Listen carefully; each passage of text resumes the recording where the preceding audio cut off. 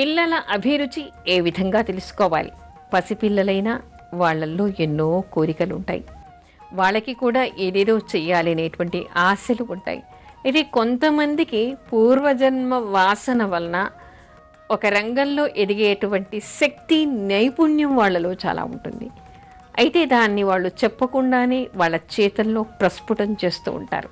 అది తల్లిదండ్రులు గమనించాలి. మనకి మామూలుగా కూడా ఏం చెప్తారు, అన్నప్రాసన రోజే జీవిక పరీక్ష అనేటువంటి పరీక్షను చేయమంటారు. జీవిక పరీక్ష అంటే పసిపిల్లలకి అన్నప్రాసన చేసినప్పుడు అక్కడ బంగారం, వెండి, డబ్బులు, కత్తి, పెన్నులు, పువ్వులు, పుస్తకాలు, తినే పదార్థాలు, రకరకాల పదార్థాలని పెడతారు. అసలు ఈ రోజుల్లో అయితే మరికొన్ని కూడా పెట్టచ్చేమో. అంటే పూర్వకాలం ఏ ఏ రంగాల్లో నైపుణ్యం సంపాదించడానికి అవకాశం ఉందో దానికి ప్రాతినిధ్యం వహించేటువంటి వస్తువులన్నీ కూడా అక్కడ పెట్టి ఆ పసిపిల్లలు అన్నప్రాసన ఎప్పుడు చేస్తాము?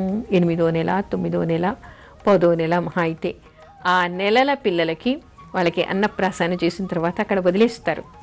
వాళ్ళు వెళ్ళి మొట్టమొదటిగా ఏ వస్తువును చేతికి తీసుకుంటే వాళ్ళ జీవితంలో వాళ్ళకి అందులో నైపుణ్యం ఎక్కువగా ఉంటుంది, అందులో వాళ్ళ జీవితం ఆ దారిలో నడుస్తుంది అనేటువంటి విషయాన్ని శాస్త్రం చెప్తోంది. అందుకని అన్నప్రాసన రోజు జీవిక పరీక్ష చేయమని చెప్పేవాళ్ళు. అయితే అది చేసినా చేయకపోయినా కూడా ఒకటి, జాతకంలో ఏ విధంగా వాళ్ళు పైకి వస్తారో తెలుసుకోవచ్చు. అందరికీ అలాంటి అవకాశం ఉండకపోవచ్చు. సమయం, పుట్టిన సమయం కానీ తేదీ కానీ ఉండకపోవచ్చు, మరే కారణమైనా కావచ్చు.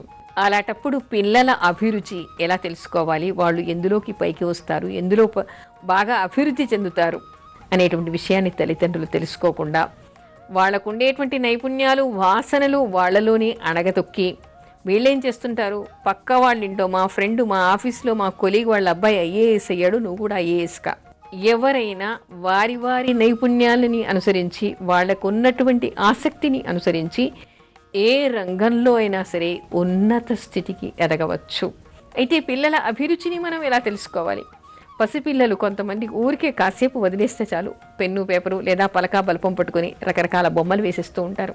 అంటే వీళ్ళకి ఈ పెయింటింగ్ చేయటం వల్ల కానీ లేదా బొమ్మలు వేయటంలో కానీ నైపుణ్యం ఉంది, ఆర్టిస్ట్ అయ్యేటువంటి అవకాశం ఉంది అని తెలుసుకోవాలి. మరి కొంతమంది వెంటనే అనుకరించి ఎంతటి పదాన్ని కానీ, ఎంతటి పద్యాన్ని కానీ, ఎంతటి పాటను కానీ చక్కగా పాడిస్తూ ఉంటారు. ఈ మధ్యకాలంలో మనం పసిపిల్లలు కూడా చక్కగా పాటలు పాడడం చూస్తూ ఉన్నాం. అంత చిన్న పిల్లలకి తాళజ్ఞానం, శృతి జ్ఞానం ఉండటం అనేటువంటిది చాలా గొప్ప విషయం. అంటే అది పూర్వజన్మ వాసన ఉంటే తప్ప. అంటే కొంతకాలం మనకి ఆధ్యాత్మిక గ్రంథాలు ఏం చెప్తాయంటే, ఈ జన్మలో మనం ఏదైనా ఒక రంగంలో అత్యంతంగా కృషి చేసి చనిపోతే వచ్చే జన్మలో దాని వాసనతో వాళ్ళు పుడతారట. దానికి అక్కడి నుంచి వాళ్ళకి మళ్ళీ దాని గురించి కృషి చేయడం ప్రారంభం అవుతుందిట. అంటే వాళ్ళకి దాని మీద అవగాహన శక్తి ఊరికే ఇలా చూడగానే వాళ్ళకి అది అర్థమైపోతుంది. మామూలు వాళ్ళకి దాన్ని అర్థం చేసుకునేటువంటి శక్తి తక్కువగా ఉంటుంది. అంటే వాళ్ళ ఆత్మకి దాని జ్ఞానం ఉంది అనమాట. అంటే దానికి పూర్వజన్మ వాసన కూడా వాళ్ళకి ఉంది. కాబట్టి ఒక్కొక్కళ్ళకి ఒక్కో రంగంలో, ఒక్కొక్క నైపుణ్యంలో విపరీతమైనటువంటి నైపుణ్యం దానిలో ఉంటుంది. ఆసక్తి, అవగాహన శక్తి చాలా ఉంటుంది. కొంతమంది ఏదైనా ఉంటే విప్పదీసి మళ్ళీ కారు ఇవ్వండి, మీరు వాళ్ళకి ఒక బొమ్మ ఇవ్వండి, ఒక టెలిఫోన్ ఇవ్వండి, ఒక టీవీ ఇవ్వండి, ఎవరు లేకపోతే దాన్ని మొత్తం విప్పదీసేసి మళ్ళీ దాన్ని అతికిస్తూ ఉంటారు. అయితే ప్రారంభంలో దాన్ని అతికించడం చేత కాకపోతే తల్లిదండ్రులు తిడతారు. ఇంత పెద్ద వస్తువుని పాడు చేసావు, విప్పదీసి పక్కన పెట్టావు, మళ్ళీ అతికించడం చేత కాలేదు నీకు అని చెప్పి తిడతారు. కానీ వాళ్ళల్లో ఉన్నటువంటి ఉత్సుకత ఎలాంటిది, వాళ్ళకి దానిలో ఉన్నటువంటి నైపుణ్యం ఎలాంటిది, మంచి వస్తువులకి ఇవ్వకండి. అలాంటప్పుడు ఏం చేయాలి, వీళ్లలో ఇలాంటి నైపుణ్యాలు ఉన్నాయంటే నీకు అది నేర్చుకోవాలని ఉందా, పద నేర్పిస్తాను అని అది నేర్పించగలిగేది, దాన్ని రిపేర్ చేయగలిగేది, దాన్ని అతికించగలిగేటువంటి క్రియేటివ్నెస్ ఎక్కడ ఉందో దానికి తగినటువంటి శిక్షణ వాళ్ళకి ఇప్పించారనుకోండి, వాళ్ళు ఉన్నత స్థితికి ఎదిగేటువంటి అవకాశం వాళ్ళకి ఉంటుంది. అలా ఎవరెవరికి ఏ రంగంలో ఉత్సుకత ఉందో, నైపుణ్యం ఉందో ఆ అభిరుచిని పిల్లలు చెప్పకనే వాళ్ళ చేతల్లో చూపిస్తూ ఉంటారు. అలా కనబరిచినప్పుడు ఇది ఉబుసుపోక వీళ్ళు చేస్తున్నారా, దీన్నే వీళ్ళు వాళ్ళ ప్రొఫెషన్గా చేసుకోగలరా లేదా అనేటువంటిది ఇంకా వీలైతే వాళ్ళ జాతకాన్ని కూడా చూపించి నిజంగా ఈ రంగంలో వీళ్ళు పైకి వస్తారు అని అనుకున్నప్పుడు ఆ రంగంలో వాళ్ళకి శిక్షణ ఇవ్వాలి.